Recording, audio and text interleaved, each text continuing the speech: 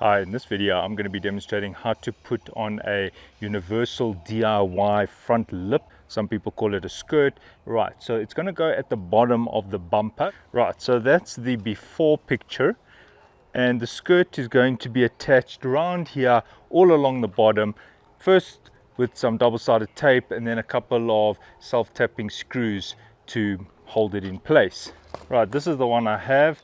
It's totally rubberized. It is sold by a company called Samurai, and it comes with these self-tapping screws, and there is this double-sided tape at the back. Now the first thing I'm going to do is drive the car onto some ramps. Right, now the first step is to inspect the area. For example, notice firstly there's these rough spots here. Also notice how it does a curve, and then over here it curves up again. So what I would do is I'm going to take this, it's going to start on that end over there, and I'm going to decide now where I'm going to fit it, because for example over here it's got quite a strong bend, so it will go like that, and then it's going to have to do a bend there, then it's going to go like that, and then over here it's going to go up. So I've already made a design decision that my lip is going to be there and not there. Otherwise I'd have to go further back. It wouldn't look any good, so it's going to have to be there. Now on most people's bumpers there would be some damage from bumping on the ground or on a speed bump. So over here you can see that this is damaged. So what I'm going to do is cut this part off here. Otherwise my skirt won't seat nicely.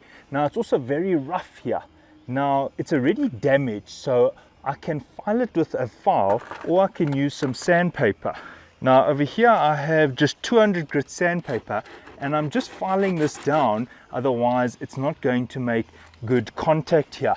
Now it's already damaged, so even though I'm filing some of the paint, it doesn't matter because I've already got a damaged section here. Now you could fill up this hole here with some epoxy. Now I'm not going to do that. In your case you could use something like this, a Wonder Fix or something, and then you just put it in there and it will fill up that hole. You could even sand it down and spray it afterwards, but I'm just going to be putting on the skirt now. Right, now the next step is to clean the area. I'm using a rubbing alcohol. This is a 91% alcohol. It is not a hand sanitizer. This has no glycol in, it's just alcohol. This won't damage your paint. Right, now the next step is to get started with your skirt. Now have a screwdriver ready, because you may need to screw in these Phillips screws. I'm using a Phillips number 2 bit. I'm also using side cutters just in case I need to cut this, because when I take a turn I'll need to cut it in order to deform this or bend it at an angle. Right, so I'm going to start here and I'm going to peel the double-sided tape away, and I peel as I go. So I'm not going to peel all the tape away, just the part that I'm going to use.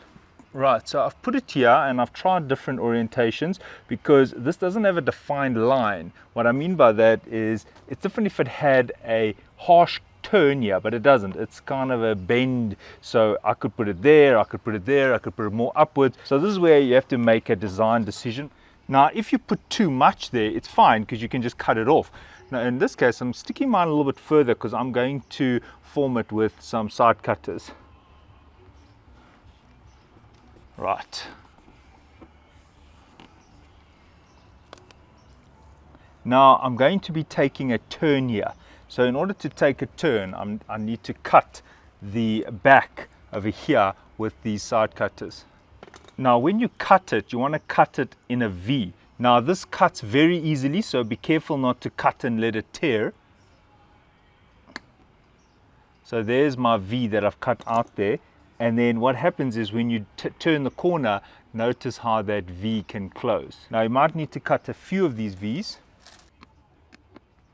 Now make sure that you don't cut, otherwise it'll flap. It still needs an attachment point. That is why I've left gaps between the grooves that I've cut.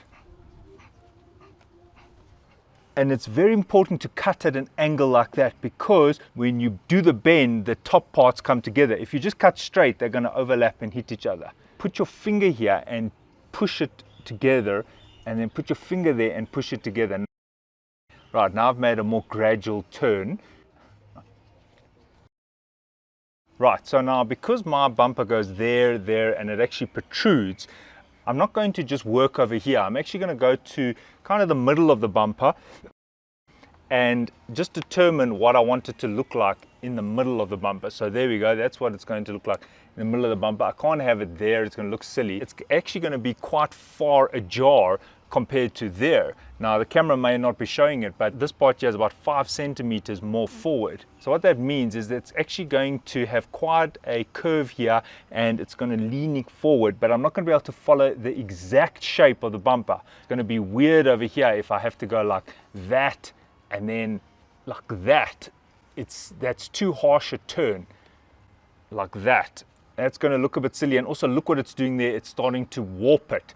Rather, I'll take a more casual turn, so that is why I'm now working in the middle of the bumper, because this is what I'm aiming for over here. So all I need to do is form this in a more gradual shape. So I'm going to give it a bit more play there, and now I can just follow this with my hand and see what it would look like. Right, so that's much better. So that means that I'm not following the exact line of my bumper. I'm actually following the line that's most suitable for this end point here in the middle of the bumper. Right, so I'm working backwards now. So that's how it's going to be. So now I know I can pull this tape off as I go. Yes, that's a much better turn.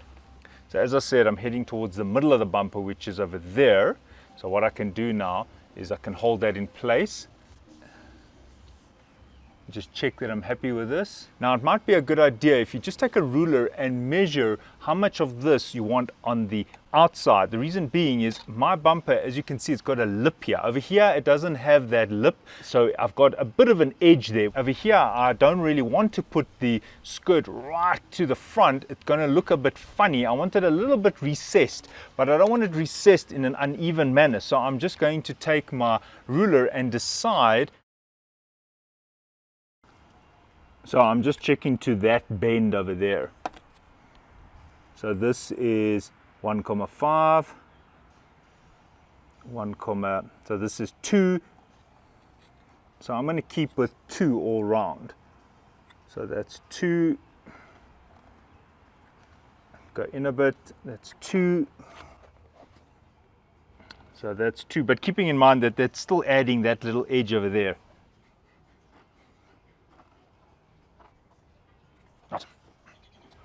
Right, now you're seeing the view from the other side, and I'm just going to keep following that along the bumper here. Keep measuring my 2 centimeters.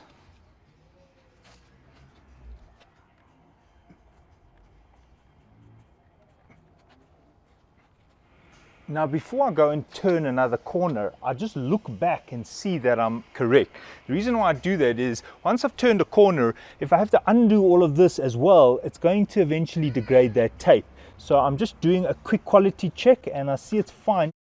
Right, now I'm going to attempt to do what I did on the other side. I'm going to first keep the tape on and then just see where I'm going to. Right, so I'm going to there. Now I already know this measurement from the other side, so I know how much to come out by. So I'm just checking now, because it is going to be a little bit different here because of that curve. So it's not going to be 2, 2, 2 all along here. Right, so I'm coming towards this bend over here. Right, so on this side I'm aiming for just under 2.5 because I've measured that on the other side. So it's going to be like that. So I already know where I'm going to, so I won't overshoot. So now I can pull the tape off, and I know that that's the placement. I can even let the tape sit there, and I can now let this have a gentle taper going in.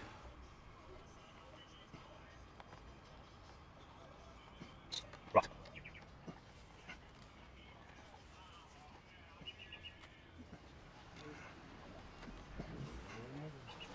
Now it's quite helpful to go from underneath the car to make your incisions.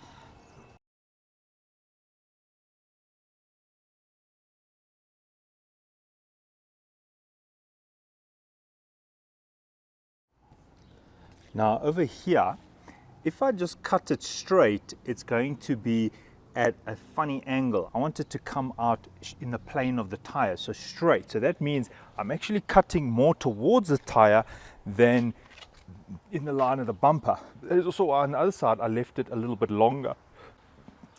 So I go to the end. Now looking at that from a top view, notice how this line is straight. So if I show you the leftover, notice that angle, and that is how I got that straight alignment. Right, now what I do is I just go from underneath and I seat the adhesive tightly everywhere. Right, this is what it looks like underneath.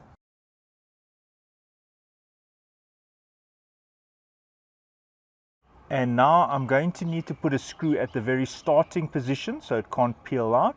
Then here on the bend, now over here when the bumper goes upwards, I'm going to need to put a screw right there. Then any other place which also has a lot of tension, then put a screw there as well.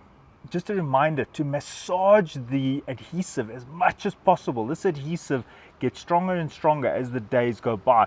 So what happens is if you massage it, it really helps the bonding of this adhesive.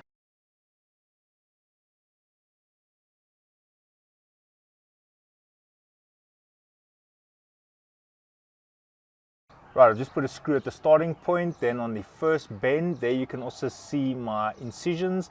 Then over there's another screw. Right, then over here the bumper goes inwards or upwards, so I've put one there. Then I just put one here in the middle just in case this thing gets scraped, so that just helps it so that it doesn't peel off. It doesn't need to be exceptionally tight until it offers you some resistance, then maybe one more turn. Now just a few tips here. If you've made a mistake, say for example, you've put the skirt on and you've already stuck it down along the bumper and then suddenly you see, oh shucks, you've maybe gone a bit in here and then came out here. Don't just fix this section. Rather undo the whole skirt up to the start of the error. The reason being is if you just try and pull this out and extend it or bend it back in, you're going to get some warping. Even though while you might be close to it, it might look fine. When you look at it from far, you'll see that it might even be warping because you just fixed that little section. So rather just start again up to the point where the error was. Now the next thing is, you may notice my tape is a little bit recessed. I did that on purpose. I don't want to see tape on the side here. Firstly, dirt collects there and then you're going to see a line of dirt. Secondly, I don't want to see a gray line there. Yes, this is a black bumper, but if this wasn't a black bumper, you'll see the tape there, and for me it's a bit of an eyesore. Yes, I do lose a bit of the skirt, but in my opinion it looks better when it's buried a little bit inside there, 2 or 3 millimeters. The next thing is, this mustn't get wet. Well, the rubber can get wet, but the double-sided tape should be dry, and the manufacturer is saying 3 days. So don't drive in rain and get this wet for about 3 days. Just having a look at the edging, I've got 2 comments to make here.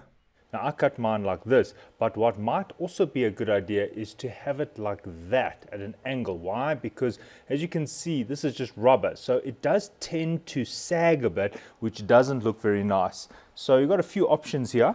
From the side, in my opinion, it looks better when it is straight, almost in the plane of the tire. For example, here's from the front. If it was cut at an angle, it will look like that, which in my opinion looks a bit better if it's angled like that. But then, as I say, it really depends from which vantage point you're looking at it from.